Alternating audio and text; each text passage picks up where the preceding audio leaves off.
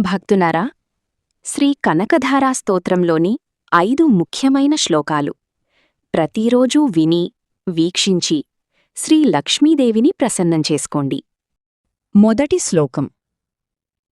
అంగం హరేః పులకభూషణమాశ్రయంతి భృంగాంగనేవ ముకుళాభరణం తమాలం అంగీకృతాఖిల విభూతి రపాంగలీల మాంగల్యదాస్తు మమ మంగళదేవతాయాః.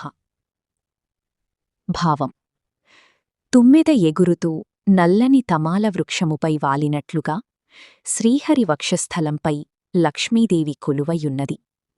సకల సంపదలకు నిలయమైన ఆ లక్ష్మీదేవి యొక్క కటాక్ష వీక్షణం నా జీవితానికి మంగళాన్ని చేకూర్చాలి. రెండవ శ్లోకం.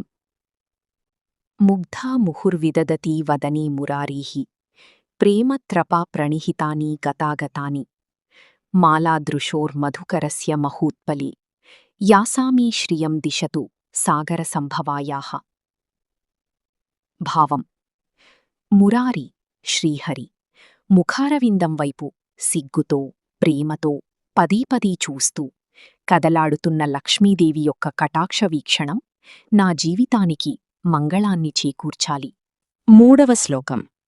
బాహ్వంతరే మధుజితః శ్రితకౌస్తుభేయా హారావళీవ హరినీలమయీ విభాతి కామప్రదా భగవతోపి కటాక్షమాలా కళ్యాణమావహతు మే కమలాలయాయాః.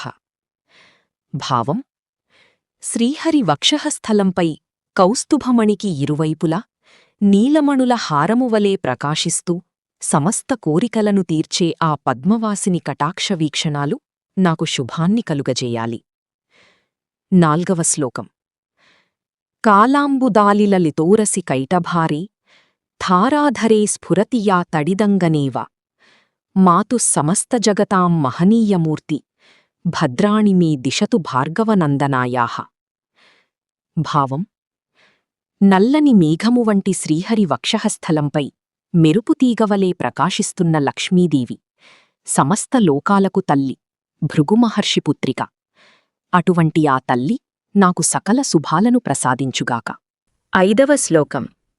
ప్రాప్తం పదం ప్రథమతః కిల యత్ప్రభావాన్ మాంగళ్యభాజీ మధుమాధిని మన్మథేన మయ్యాపతే తదిహ మంథరమీక్షణార్థం మందాలసం చ మకరాలయ కన్యకాయాః. భావం: ఏ తల్లి యొక్క కరుణాకటాక్షాల వల్ల మన్మథుడు సైతం శ్రీహరిని ఆకర్షించగలిగాడో ఆ ముల్లోకాలకు ఈశ్వరుడైన తల్లి కటాక్ష వీక్షణాలు నాపై క్షణకాలం పాటు ప్రసరించుగాక.